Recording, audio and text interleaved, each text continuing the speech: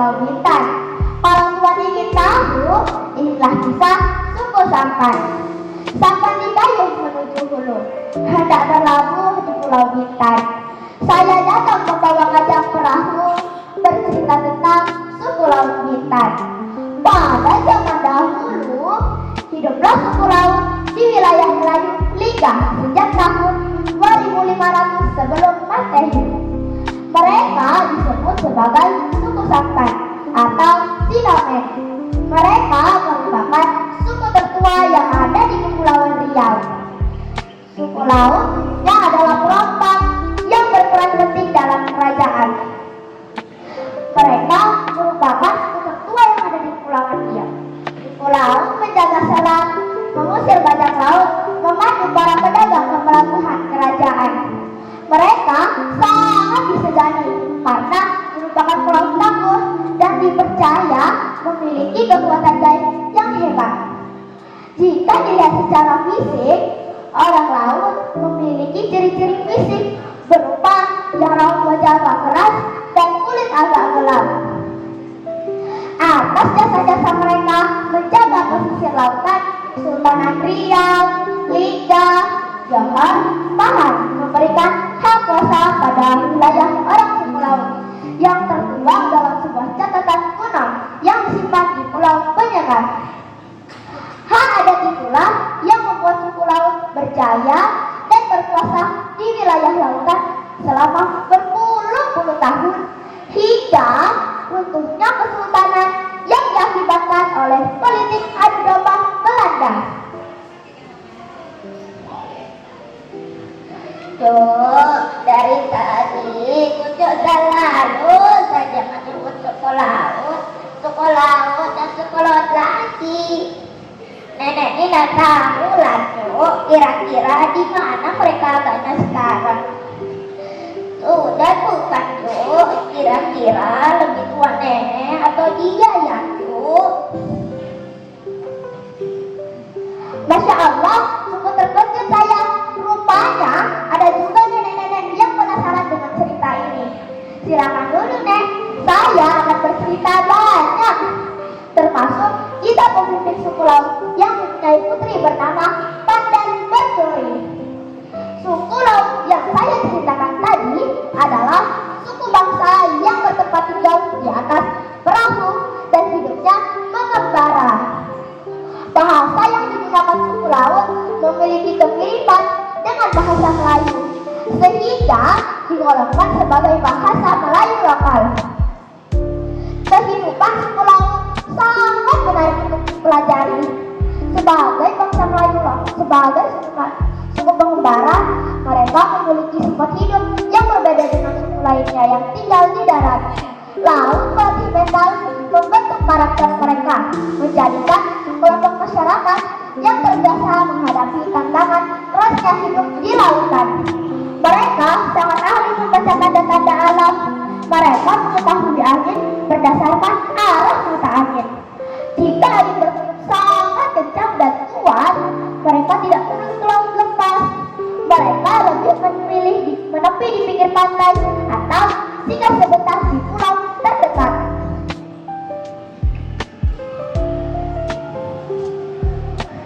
Jika sedang berada di tengah lautan, angin yang kuat dan kencang itu menggoyangkan kapal mereka, melambungkan kapal tinggi ke atas, lalu melepaskannya ke bawah.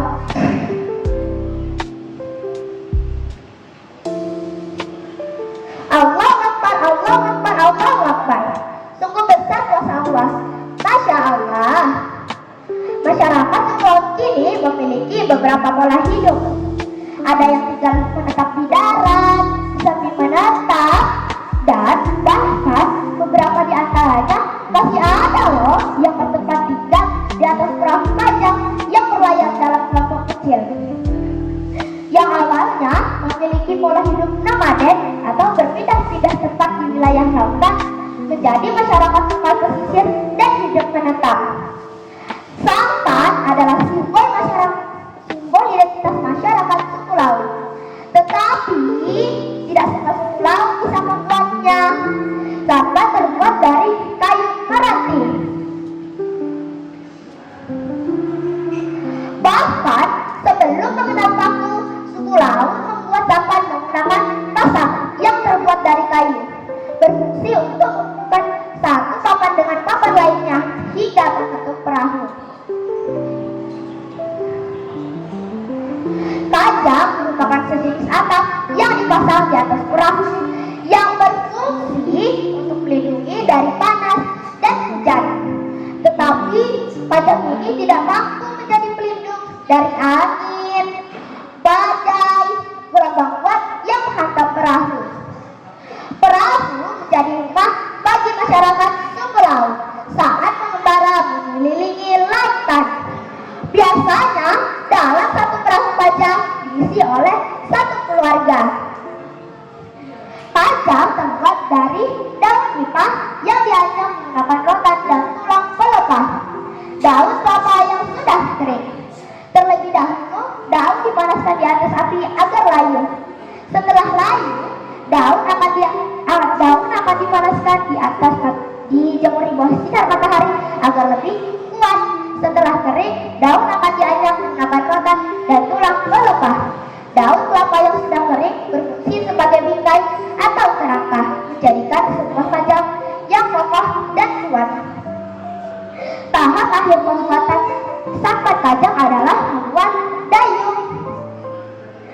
Sampan dilengkapi dengan lantai dan tempat memasak.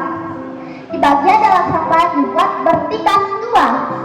Bagian bawah adalah tempat perbekalan dan barang-barang.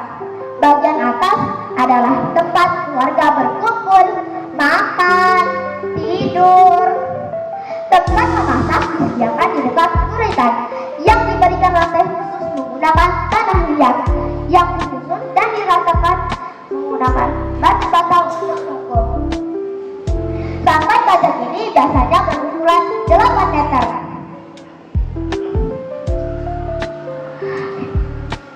Ini adalah rumah mereka saat di darat. Dan ini rumah mereka saat mengembara di lautan.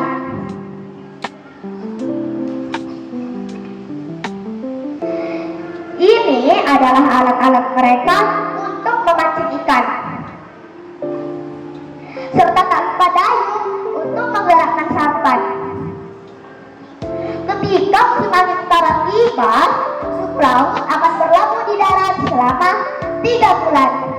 Mereka akan memanfaatkan waktu itu untuk mencari kayu meranti, membuat atau memperbaiki sampan. Sampan yang dipakai selama 3-4 bulan secara terus-menerus perlu dinaikkan ke darat, dijemur di bawah sinar matahari, dan ditambal pada bagian yang bocor. Masyarakat suku laut di Pulau Bintan memiliki 3 pola hidup. Yang pertama, mereka akan mencari ikan di dekat kampungnya. Yang kedua, mereka akan pergi berhari-hari ke lokasi yang agak jauh dari kampungnya. Ketiga, mereka akan pergi mengembara ke tempat yang sangat jauh dari tempat tinggalnya, yang memakan waktu hingga berbulan-bulan sampai akhirnya pulang. Untuk pola hidup yang ketiga, hampir tidak ada lagi loh suku laut di Pulau Bintan yang melakukannya, karena rata-rata bekerja sebagai nelayan dan daerah tangkapannya di sekitar Pulau Bintan. Suku laut yang hidupnya belum mendekati darat tidak mempunyai lokasi pemakaman atau kuburan yang tepat. Jika ada yang meninggal, mereka akan memangkapkannya di pulau terdekat. Ada papan keranda dan jenazah dimasukkan ke dalam kain. Cara pemakaman ini adalah cara Islam, walaupun dulu suku laut tidak mempunyai agama. Bedanya adalah tidak ada doa dan salat jenazah.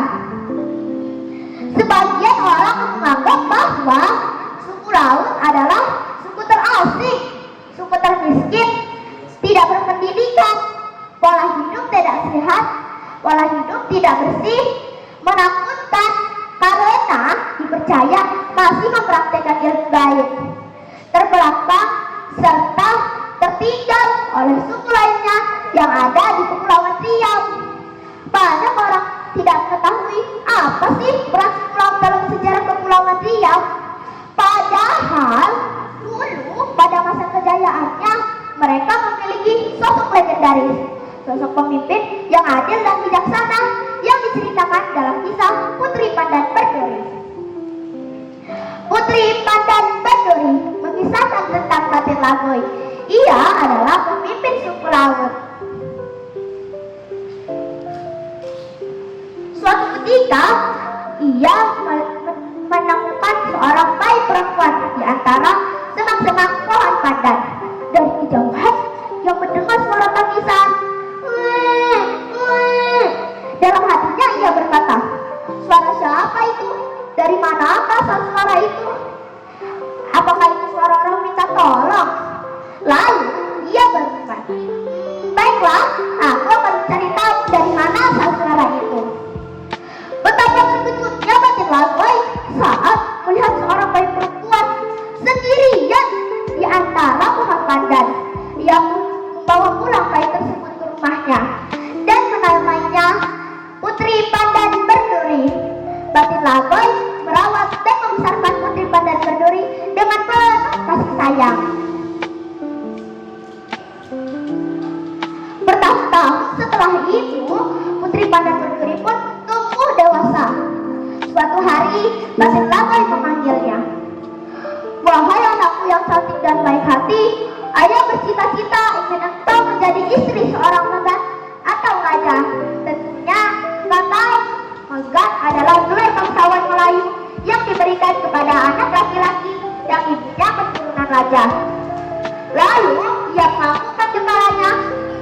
"Baiklah ayah, jika itu kehendak, aku akan menurutinya." Tapi belum lagi Batin Lagoy bertemu dengan laki-laki yang diimpikannya. Ia mendengar cerita yang menjadi topik pembicaraan masyarakat di sana. Ia pun ingin bertemu dengan laki-laki tersebut.